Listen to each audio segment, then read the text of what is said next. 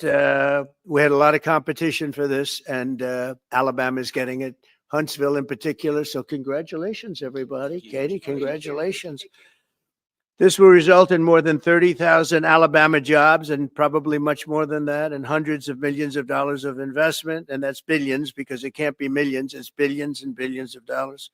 Most importantly, this decision will help America defend and dominate the high frontier, as they call it. I want to thank Secretary Pete Hegseth. He's doing a fantastic job. And Secretary of the Air Force, Troy Mink. Troy, thank you very much. Great job you're doing, Troy. This is such a big deal. This is one that everybody wanted to know. What are you doing? I also want to thank Senators Katie Britt, and I want to give my condolences. Your grandmother, her grandmother just passed away. She was 100, right? 100, and she loved you, Mr. President. Well, and she was very proud of you. Thank you very much. Very, very proud of you. So thank you, Katie. Wonderful woman. She must have been. To produce you indirectly, I can tell you she had to be.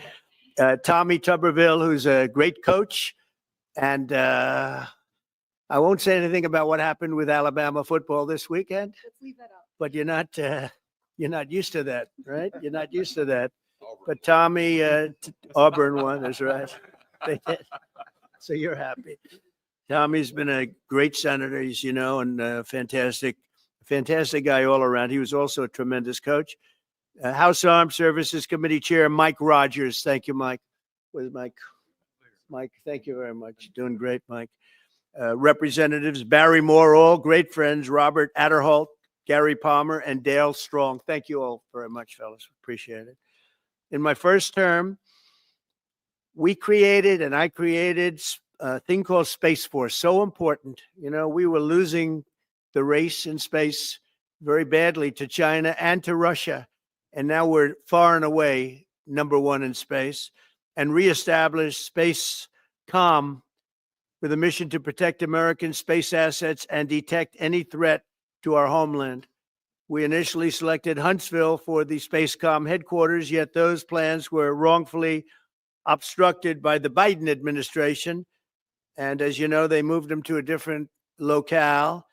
And today we're moving forward with what we want to do and the place that we want to have this. And this will be there for hopefully hundreds of years. That's where it's going to be. I will say I want to thank Colorado. The problem I have with Colorado, one of the big problems, they do mail-in voting. They went to all mail-in voting. So they have automatically crooked elections. And we can't have that. When a state is for mail-in voting, that means they want dishonest elections, because that's what that means. So that played a big factor also. In Huntsville, Spacecom will play a key role in building the Golden Dome, as you know. That's going to be a big thing. Everybody wants to be a participant in it. Missile Defense Shield, we're going to be having a Golden Dome that the likes of which nobody's ever seen before. The finest, the best. And by the way, Canada called. They want to be a part of it, and that'll be great. But Canada wants very much to be included in that, and we're going to work something out with them, I hope. It will also ensure that our technological capabilities, of which we're way ahead of anybody else, there's nobody close, remain unmatched long into the future. So I'd like to ask Secretary Hegseth to say a few words. He was very much a part of it. And really, everybody behind me was. Every one of these people would call me and lobby me. I said, Katie, I don't want to talk to you anymore. I know what you want. She said, that's right, sir. That's what I want. And they got their way. So I just want to congratulate. These are really special people. They're politicians in many ways, but they're great patriots, I think even more so than politicians. So they fought very hard to get it, and it's an honor to give it to Huntsville. Pete, say a few words, please. Thank you, Mr. President. As usual, right place, right time, for the right reason.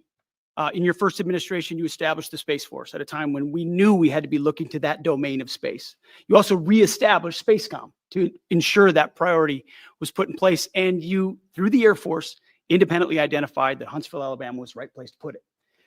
For other reasons, in the next administration under Biden, they decided to move it somewhere else. Well, during that time, the DOD Inspector General, the Government Affairs Office, they did their own assessments. And where did they say Spacecom could go?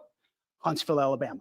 So what you're doing today, Mr. President, is restoring it to precisely where it should be based on what the Space Force, the Air Force, your leadership believes will give us strategic advantage in the future. That is Huntsville, Alabama. We are way ahead in space, but this will ensure we stay leaps and bounds ahead because that's the most important domain. Whoever controls the skies will control the future of warfare. And Mr. President, today you're ensuring that happens. Thank you. Thank you very much. Katie, would you like to say something? Mr. President, we are grateful for your leadership on this and restoring Space Command to its rightful home in Huntsville, Alabama. This delegation has worked together, both chambers, both parties, to make sure that Huntsville was the place that Space Command called home. As was mentioned, obviously the Biden administration chose to make this political. What we want to do is put the safety and security of Americans first. We want to make sure that our war fighter is put first, and we want to make sure that America continues to lead. And today, Mr. President, you've allowed that to happen. Thank you. Thank you very much. Tommy, please. Yeah, thank you. Thank you, Mr. President. This is a great day for our country, not just for our state of Alabama. We need help in our military. We need to catch up. And as Secretary has said, we're not behind in space, but we know where we're at, and we need to expound on that. Now, this move will save the taxpayers $480 million. It's not going to cost more. It's going to cut $480 million. We have the plans intact. It'll be behind a secure wall in Huntsville, Alabama, at Redstone Arsenal. We have 40,000 people there. We have the FBI there. We have missile defense there. We have NASA, Blue Origin, and SpaceX. It is the perfect place for Space Command. I would tell you today, and I've spoke with the president for the last 3 or 4 years about this. If I thought it needed to go somewhere else because I understand the security of our country, I'd be for that. But the best place for Space Command is Huntsville, Alabama, because what we have and what it means to this country is going to be so important. So thank you, Mr. President, for this. And we look forward to building a huge Space Command and having the Donald J. Trump Space Command Center in Huntsville, Alabama. Yeah.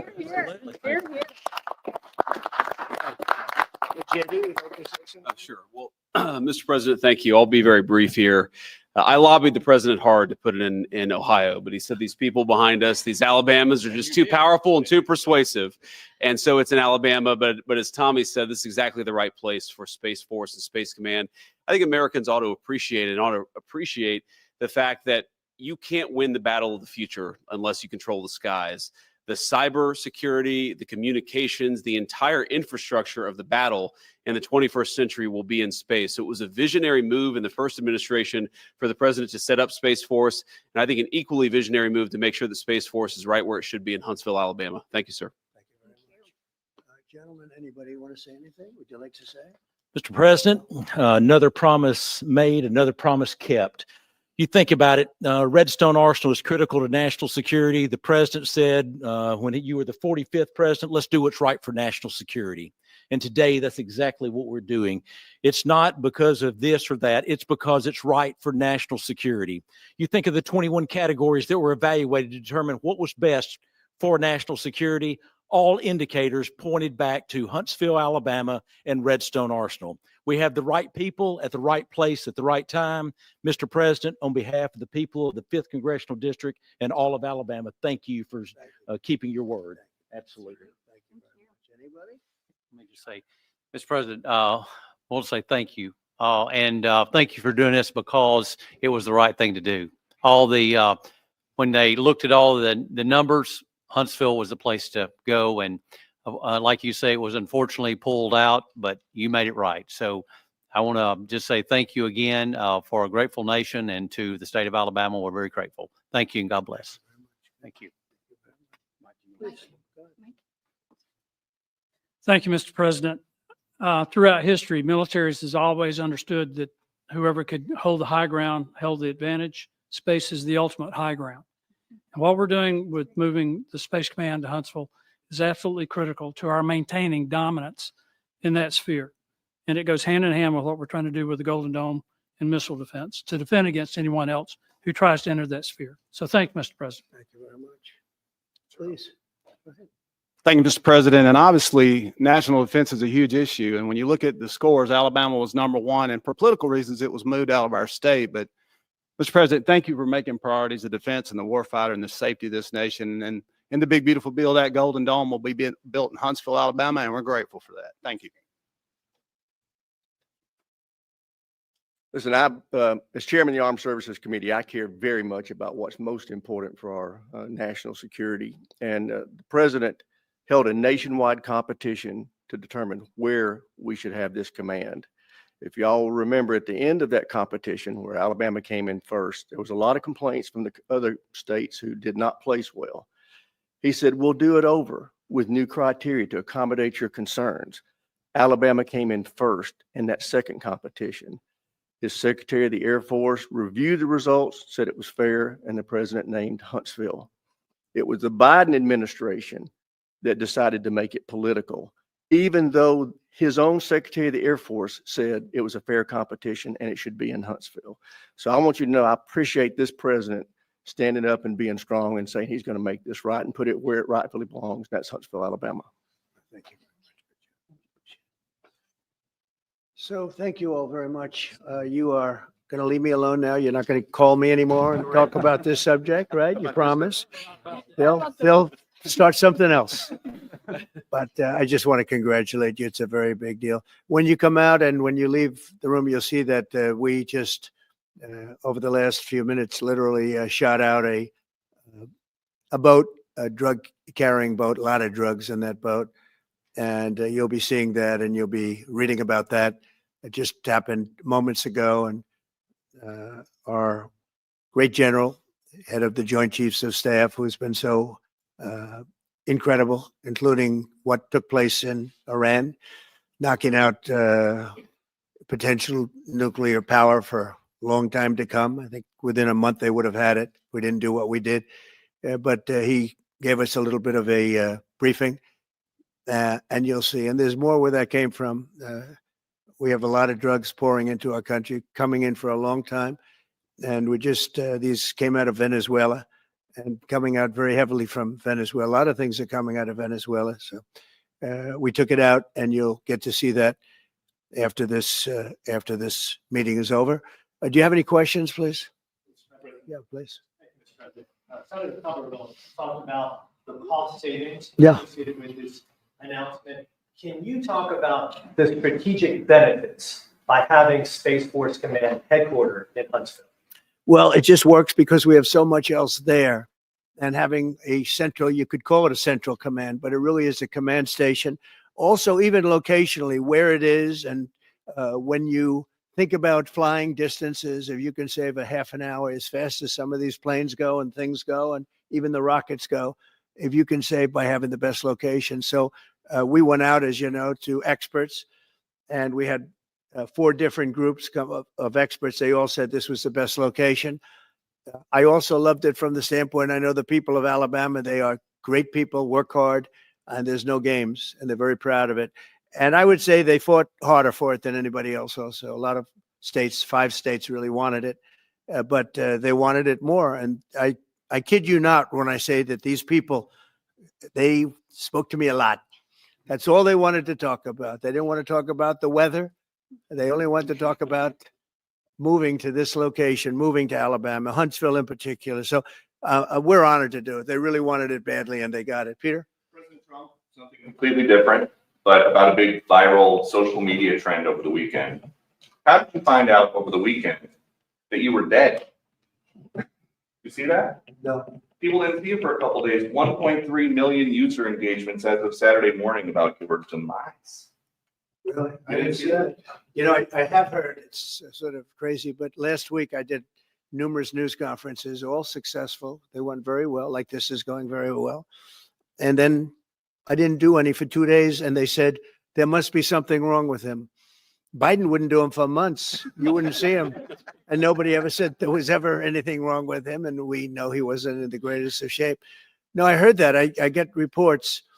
Now, you knew I did an interview that lasted for about an hour and a half with somebody, and everybody saw that was on one of your competitors. I did numerous shows and also did a number of truths, long truths, I think pretty poignant truths.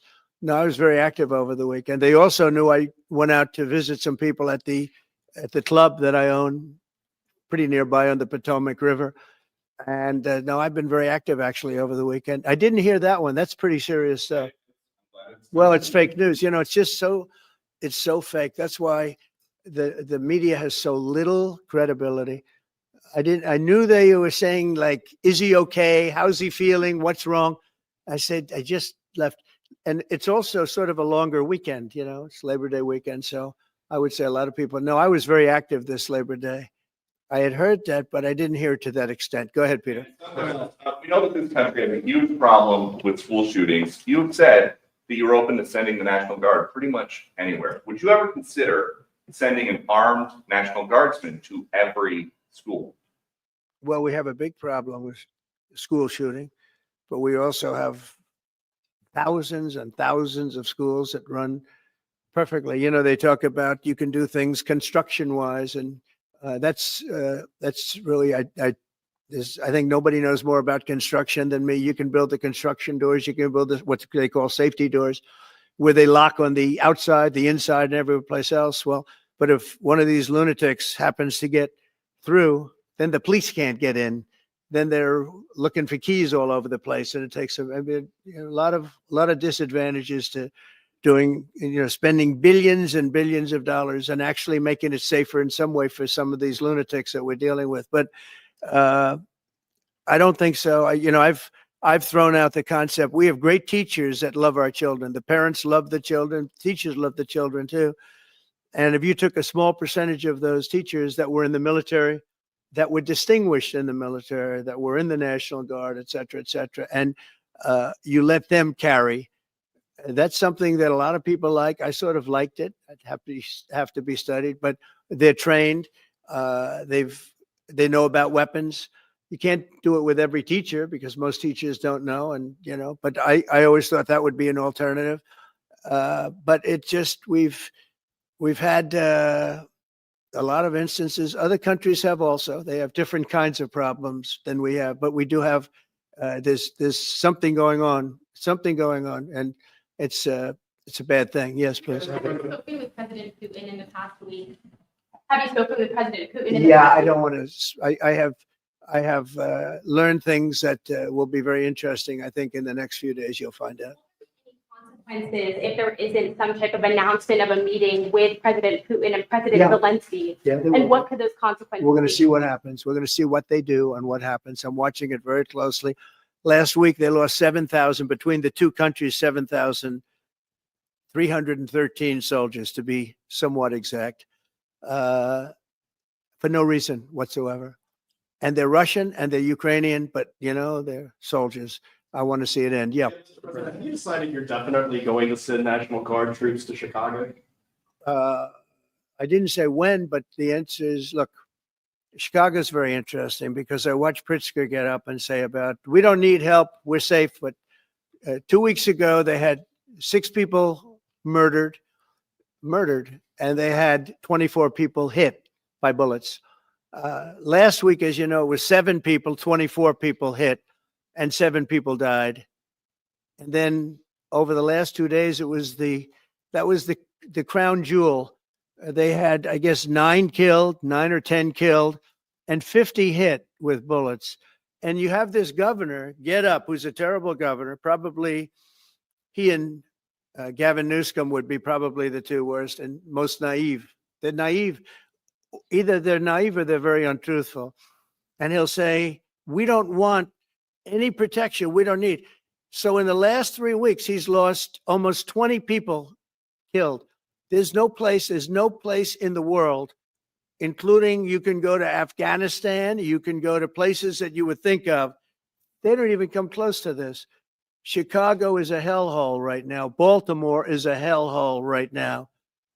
Parts of Los Angeles are terrible. If we didn't put out the fires, and I mean the other fires, the bullet fires, they didn't do a good job with it. They should have had the water coming down, like I said. We had to release the water. We had to go in and release the water to LA.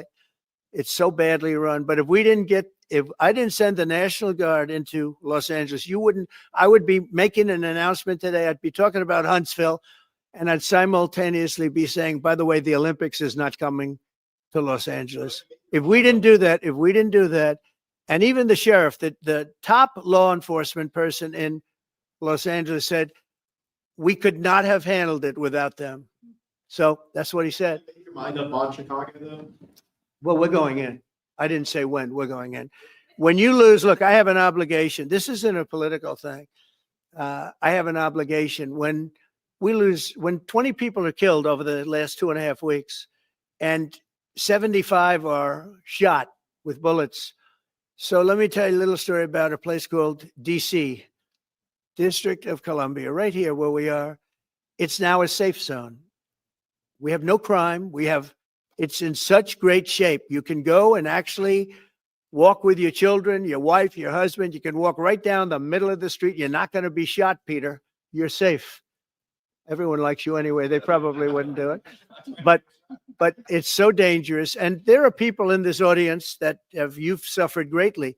There are people in this audience that have been mugged and hurt badly, and they don't want to talk about it. Maybe you were very brave in talking about it. You made quite an impression on a lot of people. I appreciate it.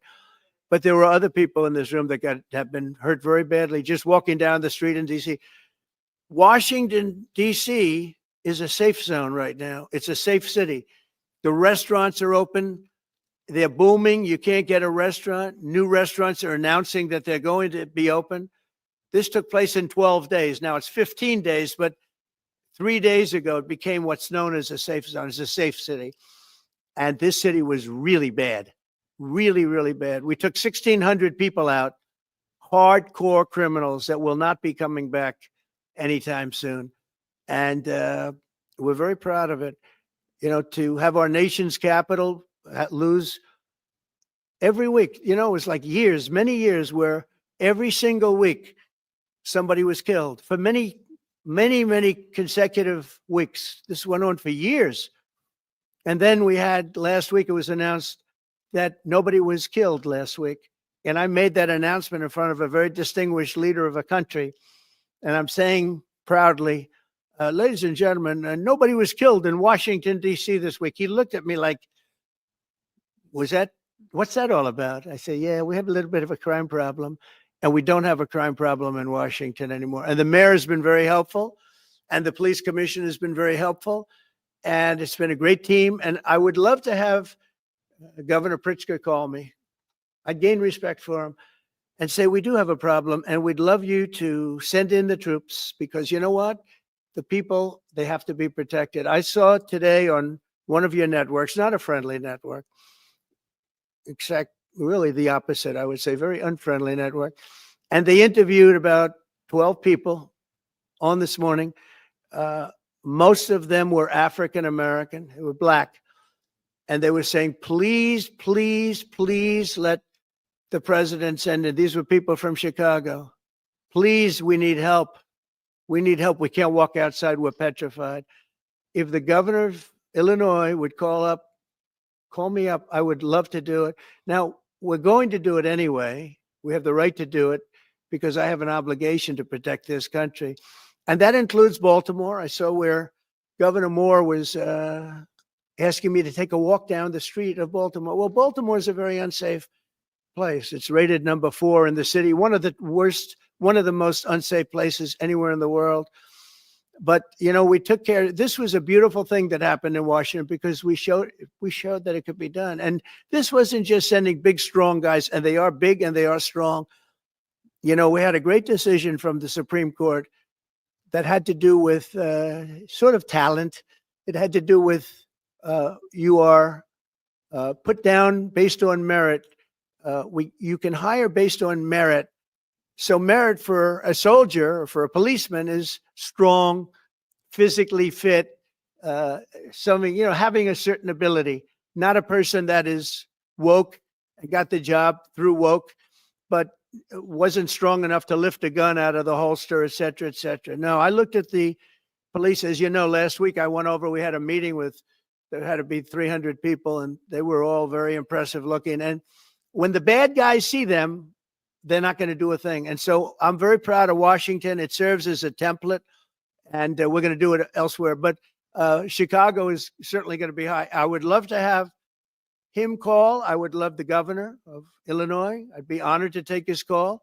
All he has to do is say, sir, we need help. It's out of control. And everyone knows it is. He's not kidding anyone. I would love to have, I would say, Governor Moore call, because I watched him over the weekend trying to explain that Baltimore, what they need is housing. No, they don't need housing. They need to get rid of the criminals. These are hardcore criminals. You know, we took many people off the streets of Washington, D.C. They're hardcore. They're not going to be good. In 10 years, in 20 years, in 2 years, they're going to be criminals. They were born to be criminals, frankly. They were born to be criminals, and they're tough and mean, and they'll cut your throat, and they won't even think about it the next day. They won't even remember that they did it. And we're not going to have those people. Washington, D.C. is now a safe zone. It's a safe place. And you can walk, Katie, you can walk right down the street with, by the way, one of the biggest human beings I've ever seen, which is her husband. He was a football player for like 11 years in the NFL. He's a big person. But big doesn't mean anything when they have guns and when they have knives and everything else that they have, right? But you can walk right down the street, even by yourself, and you're totally safe. Washington, D.C. is a great thing. Yes, ma'am, please. Calling on Democratic leaders across the country to work with you on crime. Do you see your efforts here in DC, including, for example, working with Mayor Bowser here as a model for bringing more bipartisanship in matters, not only with crime, but also issues that matter to everyday American people's lives? So Mayor Bowser's been great. She could have taken the thing, oh, well, and then after I clean it up, they'll take credit for it. You know what they do is they take credit. Like, we cleaned up Los Angeles. We did a great job there. And it was overwhelming what was going on. And again, the police chief made a statement that we could not have done, there's no way they could handle it. You saw what was happening out there. It was going to be a disaster. We stopped it cold. If we didn't do that, would have been a very sad day. And you know, remember, we have the Olympics, we have the World Cup, we have all these things coming, and we have 250, all of these things coming.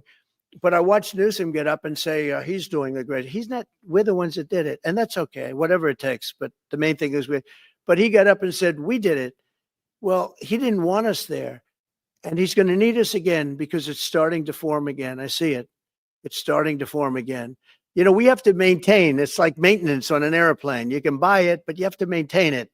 And if you don't maintain it, a good plane becomes very unsafe very quickly. So. It's an honor to do it. It's a lot of presidents wouldn't do what I'm doing. I don't need this heat, but when I watched television last night and I'm watching the news and I see that 9 people were killed in Chicago and 54 were badly wounded with bullets, I say, that's not this country. We have to do something. And I do say this, I say this very much. I'm not speaking to anybody but them right now. I would love to receive calls from governors and mayors saying they need help. We'll help them. We have a lot of people. We have a great force. We have a great military force. You know, Pete will tell you that when I was running for office, and this was a big headline, I think, you know, probably got me a couple of votes, but you couldn't sign people in the military. Nobody wanted to join the military, the Army, Air Force, the Navy, Marines, Space Force, Coast Guard. We never forget Coast Guard because they've done such a great job. Never. But nobody wanted to join any of them. We were way below what we wanted. Every single one. The closest was the Marines, whatever that is. You'll explain that to me. But the closest was the Marines. But every service was way down, way down. And then I got elected, and our country is the hottest country anywhere in the world right now. Everybody's talking about the USA. They're talking about the job that we're doing. Everybody, we have the best economy. We have a very, very important decision being made by the Supreme Court because our country is the richest, the strongest, the most powerful. But if for some reason, some liberal court, I'm talking about the court that just ruled, where even an Obama judge voted in favor of us, which I gave him a compliment yesterday, as you know. I said that took great courage. But it's a liberal court, and it's going up to the Supreme Court, who I think have been incredible people. I think they've made very wise decisions. But the tariff question, because without the tariffs, this country is in serious, serious trouble. We've taken in almost $17 trillion of investment is coming in. Most of it is coming because of tariffs. And if for some reason somebody wanted to be politically correct, I actually think it's unpolitically correct. I think politically correct is to approve it, because there's nothing so popular as what's happened to our country. Our country is doing so well, but we had a liberal court gave us a very shocking ruling, and that ruling is basically saying that the trillions of dollars that are pouring into our country, putting us in a position like no country is anywhere in the world, that they'd like to see us that taken away. By the way, a lot of the people behind that lawsuit, that particular, are from foreign countries, I might add. I know there's a video that is circulating online now of the White House where a window is open to the residents upstairs and somebody is throwing a big bag out the window. Have you seen this? No, that's probably AI generated. So Actually, you can't open the windows. You know why? They're all heavily armored and bulletproof. a fake video. Well, it's got to be, because I know every window up there. The last place I'd be doing it is that, because there's cameras all over the place, right? Including yours. No, but every window, I've never seen a window that's, in fact, my wife was complaining about it the other day. She said, love to have a little fresh air come in, but you can't. They're bulletproof. And number one, they're sealed. And number two, each window weighs about 600 pounds. You have to be pretty strong to open them up. No, that has to be, where was the window? Let me see.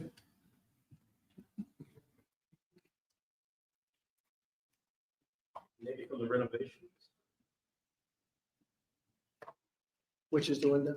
It looks like this is on the 15th Street side, I think. So right here. Yeah, those windows are sealed. Those windows they're all sealed. You can't open them. Saying regarding the federal. It's the kind of thing they do. And one of the problems we have with AI, it's both good and bad. If something happens really bad, just blame AI. But also they create things, you know, it works both ways. If something happens that's really bad, maybe I'll have to just blame AI. But there's truth to it, because I see so many phony things. I saw something as I was growing up, from the time I was a baby till now. I said, who did that? It was AI generated. So it's a little bit scary, to be honest with you. But those windows are all very heavily sealed. Thank you, Mr. President. I know what you were saying regarding that federal appellate court that ruled against you and your administration as it relates to your ability. Well, they ruled against our country, the court, and they ruled against us before. It's a very liberal court. Well, it certainly is. It certainly and in is. fact, it was along ideological lines, 7-4. Well, except that we actually got one of the Obama judges that was appointed by President Obama voted in favor of the tariffs, because he felt it was imperative for our country to thrive and survive even. And I gave him credit. I said, you know what? That took a lot of courage for him to do it, because you don't see that often. So my question is, I suspect you're going to appeal that all the way to the Supreme Court. Well, we already have, yeah. In fact, we're doing something else. We're going to be going to the Supreme Court, we think, tomorrow, because we need an early decision. I mean, look, the financial fabric of our country, we're a rich, incredible country right now. And we're able to, you know, other countries use tariffs on us for years, and we never did. I did a lot during my first term, but then we had COVID and we had to focus on other things. You couldn't be tariffing Italy, Spain, France, as they were dying by the thousands and millions. But we did with China, and China paid us billions and billions of dollars. And I started the process, but then I had to end it a little bit because of COVID. We focused on that. But no, it's a very important decision. And frankly, if they make the wrong decision, it would be a devastation for our country. We've taken in trillions of dollars. And by the way, all these countries signed agreements. As an example, they're all happy. Everybody's happy.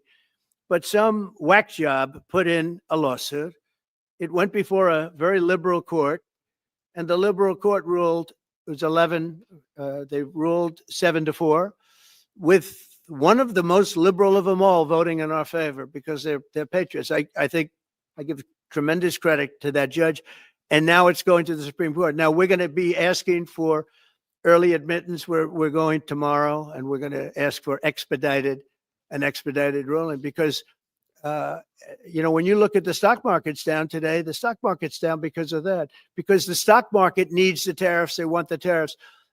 if you look at AI, all of those, all of that money that's going to be invested, trillions and trillions of dollars, the biggest thing, bigger than the internet, I suspect. It's the internet plus 3 or 4 other things combined. We are leading very substantially with AI. We're leading because of tariffs. We're leading because of talent, and this is where they'd like to be. But without the tariffs, we wouldn't have a chance because we wouldn't be able to protect those investments of the companies coming in. So if you took away tariffs, we could end up being a third world country. That's how big the ruling. So we're asking for an expedited ruling.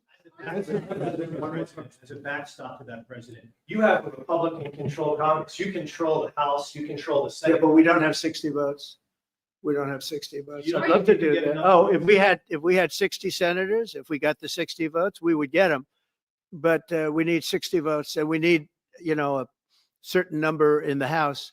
I think we'd get, I don't know, we have about 5 of them here. Would everybody agree with me on tariffs? Without tariffs, we're a different country. We have taken in so much money. And here's the thing. We signed a deal with Japan. They're paying us hundreds of billions of dollars. We signed a deal with South Korea. We signed a deal with the European Union. We signed a deal with Europe. And those countries are paying us $950 billion. And they're happy about it. They're okay. As one of them said, it's amazing that we got away with it so long. One of my friends, a leader of one of the countries, and they're fine with it. They all signed. If that ruling ever went against us, I guess we'd have to give back hundreds of billions. We would have to give trillions and trillions of dollars back to countries that have been ripping us off for the last 35 years. And I can't imagine it happening. On a legal basis, they have no legal basis whatsoever. But on a common sense basis, it would destroy America. Okay. You talked about controlling the sky. On Sunday, the satellite signal Ursula von der Leyen's plane was that With Ursula? Well, she had an interesting event. She's a tremendous woman. And so what are you asking me about her? NATO's concerned about it too. About Who NATO is concerned about? Well, nobody knows where it came from, but they did take away her ability to use a phone. Sometimes that's a good thing. Sometimes that could happen to me. I'd be very happy. Considering reducing the tariffs on India from 50%. What does that mean? Are you considering taking away some of the tariffs that you've imposed on India?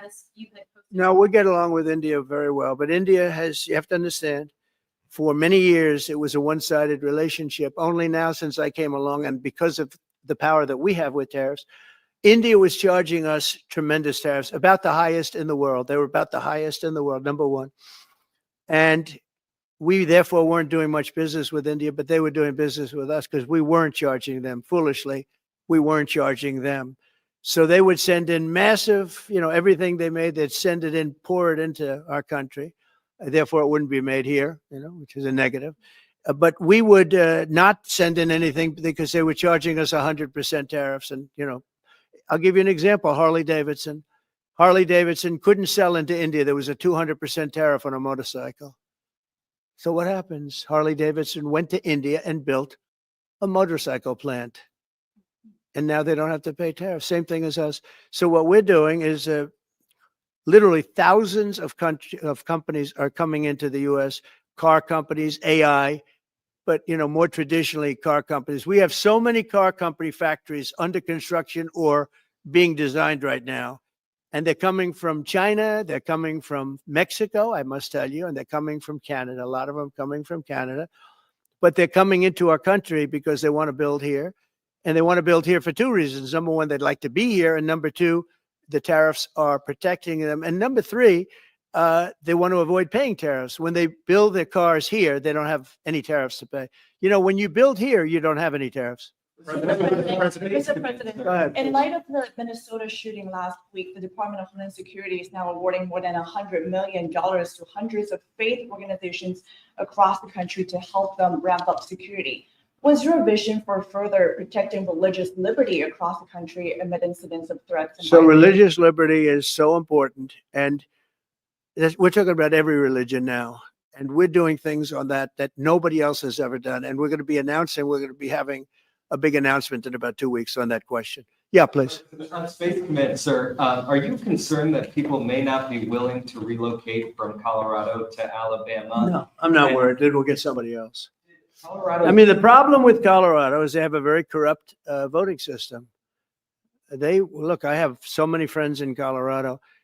Anytime you have mail-in voting, you have corrupt elections. Very simple. It's very simple. Even Jimmy Carter said it with his commission. They set up a commission with him and Scoop Jackson and some people, highly regarded people. And they said the finding was, if you have mail-in voting, you will have corrupt elections. Well, your radical left governor decided that he was going to have all mail-in voting in Colorado. Once you have all mail-in voting, and for whatever reason, the Democrats cheat. And they cheat like, they're not stupid. That's the only thing. They're no good on policy. They're no good on management. They're no good at government, but they're great at cheating. And they stick together too. I give them credit for sticking together. Please. Obviously, this is a big win for national security, moving this to Alabama. We've all can agree with that. Big. Is there any idea of the economic impact this has on the state and on that local area? Katie, do you want to answer that? Look, I mean, Please go. this is going to be tremendous. I mean, the state of Alabama, what we've seen through this process is the worst of Washington. We've seen politics get in the way of what is best for the warfighter, what's best for national security.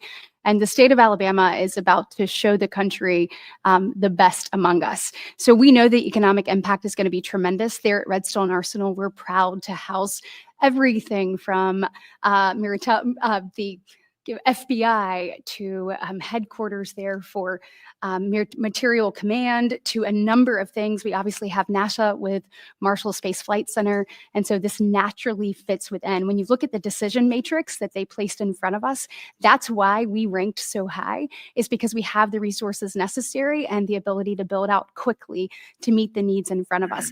As far as economic impact, it would be tremendous. Does anybody have an exact number? 1,600 jobs. With 3,000 spinoff. Look at this. This is teamwork right here. So we are really proud, and the people of Alabama are ready to get to work. And I've got a following question, if you could, just for a second, Mr. Yeah, President. please. Owning a home and going about the American dream seems like it's out of touch for a lot of Americans. Yeah. Just recently, you pushed out a statement about addressing an emergency housing situation. That's right. We're thinking about doing that. Yeah, can you just? Well, we need a little help from the Fed. We have a man named Jerome Too Late Powell. You probably heard of him. He's too late, way too late. And the economy is so strong that it's pushing through that. Normally it would have been much tougher, but we're doing so well that we're pushing through it. But it makes it very hard for people to get mortgages because too late is too late. Very simple. He's too late. And probably political, whatever. He wasn't too late before the election. Before the election, he was cutting rates, right? Because he was hoping that, I guess, Biden would get in, or that Kamala would. He was a big Biden guy. Explain that one. And then he was a Kamala person, but he was hoping, I guess, she'd win. I guess. I don't know. It didn't work out too well. But yeah, we need a very serious cut. I think that if you look back many decades ago, the United States was always the lowest, even if they were doing badly. The United States was, because without the United States, everything in the world would die. It's true. It's so powerful. It's so big. And I made it really big in the first 4 years. Then it started to degenerate with what this Biden administration did. But we built it up to a level that I never thought we could be at this quickly. We're the hottest, we're the best financially. The money coming in is so big because of tariffs and other things, but because of tariffs. Tariff gets us even those other things. Plus, it gets us great negotiating. I settled 7 wars, and numerous of those wars were because of trade, and numerous of the trade deals that I made were because of tariffs. It gives you a great negotiating ability. If that ability were taken away from us by a liberal court acting on essentially foreign nations, asking to get help from the United States government, when they've been doing this to us for 40 years, that's why we have $38 trillion in debt. We won't have it for long if they let us, if they allow us to do what everybody knows we should be able to do.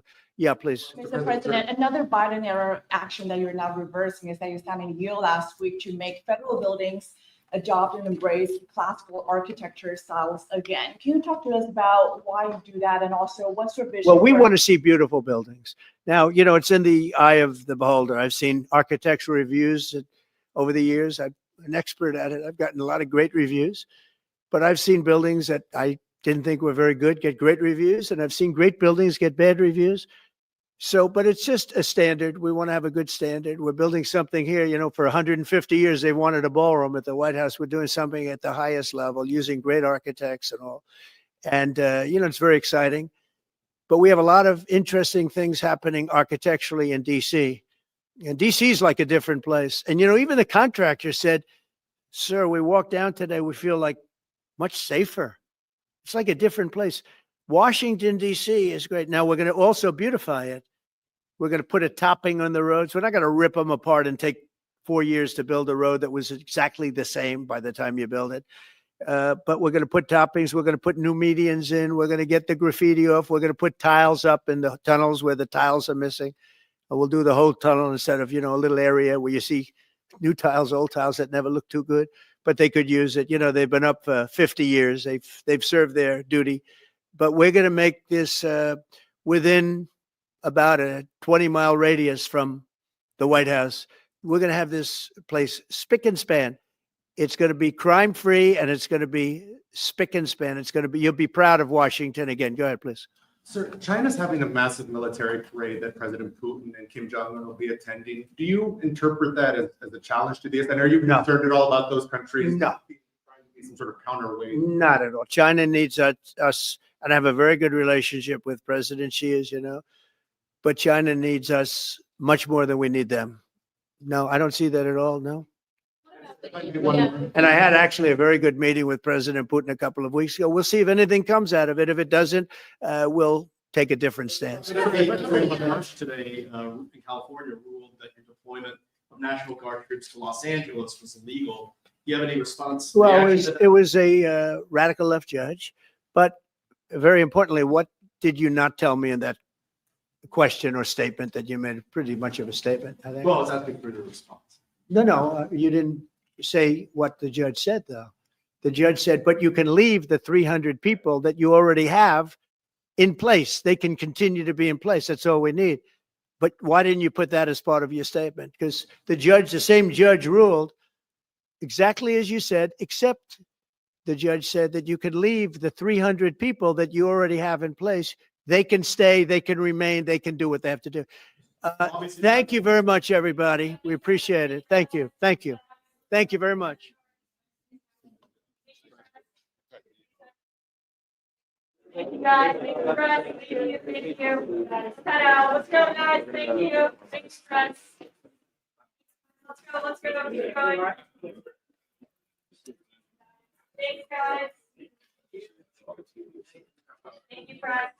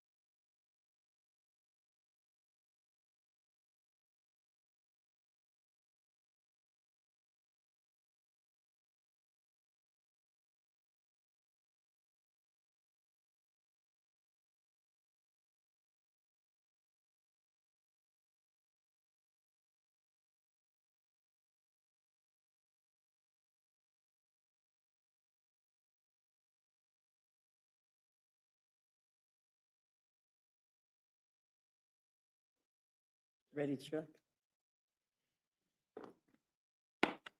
Good afternoon. The committee will come to order. Without objection, the chair is authorized to declare recess at any time. Today, the Rules Committee is convening to consider two measures, HR 4553 and HRES 668. HR 4553, the Energy and Water Development and Related Agencies Appropriations Act 2026, provides substantive funding for our nation's nuclear deterrence, national security posture, infrastructure, and the broader economy overall. This legislation further cements our commitment to fortify American energy, lower cost, and advance power to the nation that is as affordable as it is reliable. The nation, and especially the American people, deserve this. HR 4553 supports one of the largest commitments to expand mining production technologies for critical mineral extraction in decades. It provides continued funding for cybersecurity efforts that will secure a more resilient and reliable electric grid for all Americans. It takes a calculated and measured approach to halt foreign adversaries from accessing technology, natural resources, and defense capabilities that make America strong. And this legislation makes a deliberate effort to safeguard the tax dollars of hardworking Americans from being spent on the outdated, misguided priorities of the previous administration. It is abundantly clear that we need to advance HR 4553 to build upon our nation's return to energy independence. HRES 668 directs the Oversight Committee to continue its work in investigating and obtaining relevant documents related to the Epstein files. So far, the Oversight Committee has issued subpoenas on a bipartisan basis and has collected tens of thousands of documents from the Department of Justice. Chairman Comer has been conducting and leading this investigation with openness and diligence. It's how Congress is supposed to operate. We should all take note of how quickly the DOJ has responded to these bipartisan subpoenas. When was the last time anyone can remember the DOJ under any administration responding to a subpoena in less than a month? Our Democrat colleagues have a unique opportunity here in the Rules Committee today. So unique, in fact, that they can join Republicans in a spirit of bipartisanship. They can support, as Republicans intend to do, the Oversight Committee's continued work to investigate and publicly release the Epstein files. Now, our Democrat colleagues will predictably say that legislation is a distraction. And if they don't want to support transcribed interviews, more documents being obtained, and the bipartisan work of the Oversight Committee, it will be rather intriguing. See, their newfound interest in the Epstein files, and yes, it's entirely newfound, will be brought into even more question. They didn't say a peep the last 4 years when they had the opportunity to release the files. They did nothing. Only reason why they've latched themselves to the Epstein files as of late is because they see it as a politically advantageous opportunity. Let's see what they decide to do. With that, I yield to the ranking member, Mr. McGovern, for any comments he wishes to make. Well, thank you, Madam Chair. And